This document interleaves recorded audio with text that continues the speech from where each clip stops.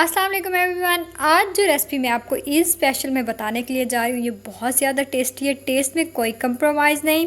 ये रेसिपी मिनटों में बन जाती है और खाने वाले ऐसा हो नहीं सकता कि आपकी तारीफ़ ना करें। आप ये रेसिपी मेरी रिकमेंडेशन पर ज़रूर ट्राई कीजिएगा। चलें तो फिर स्टार्ट करते हैं। सबसे पहले दूध लेंगे। मैं यहाँ पर जो दूध ले रही हूँ वो पहले से बॉयल्ड था। आप देख सकते हैं इसके अंदर मलाई भी मौजूद है। 3 से 4 अदद हम इसके अंदर छोटी इलायची शामिल कर देंगे। हस्बे जायका इसके अंदर चीनी शामिल कर देंगे। ये दोनों चीज़ें शामिल करके चम्मच की मदद से अच्छी तरह से मिक्स कर लेंगे।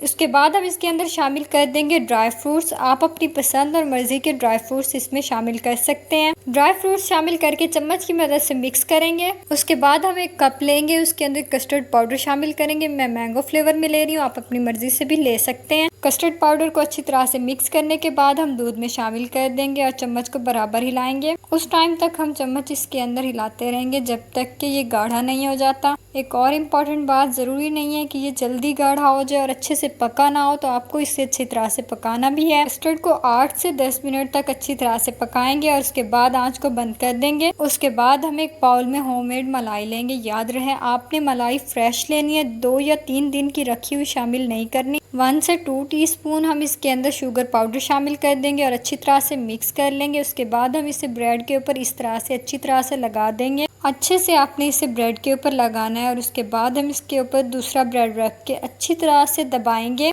अच्छी तरह से इसे दबाना है ताकि ये दोनों ब्रेड अच्छी तरह से एक दूसरे के साथ चिपक जाए। उसके बाद हम इसे इस तरह से कट कर लेंगे। हमने इसे तिकोन में अच्छी तरह से कट कर लेना है।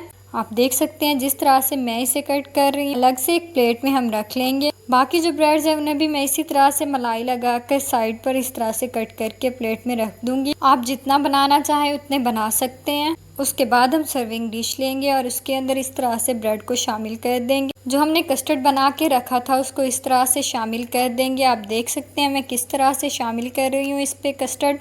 ये रेसिपी बहुत ज़्यादा टेस्टी बनती है। आप इसे एक बार ज़रूर ट्राई कीजिएगा। मुझे उम्मीद है आपको बहुत ज़्यादा पसंद आएगी। उसके बाद हम इसके ऊपर ड्राई फ्रूट्स की गार्निश कर देंगे। उसके बाद हम इसके ऊपर ज़ाफ़रान शामिल कर देंगे। एक बात मैं आपको बता दूं, अगर आपको आइडिया नहीं है कि असल ज़ाफ़रान किस तरह से होती है, तो इसकी एक साइड मोटी होती है और दूसरी साइड बारीक होती है। आप हमेशा ज़ाफ़रान किसी भी खाने में शामिल करने से पहले ये बात देख लिया करें कि वो असल है या नहीं। हमारी बहुत ही ज़्यादा टेस्टी सी रेसिपी हो चुकी है तैयार। उम्मीद है आपको आज की रेसिपी पसंद आई होगी। लाइक करना और कमेंट करना मत भूलिएगा। बहुत ही ज़्यादा टेस्टी और मज़ेदार सी वीडियोस देखने के लिए मेरे चैनल को भी सब्सक्राइब कर दीजिएगा। इंशाल्लाह नेक्स्ट वीडियो में मिलेंगे एक न्यू रेसिपी के साथ। तब तक के लिए अल्लाह हाफिज़।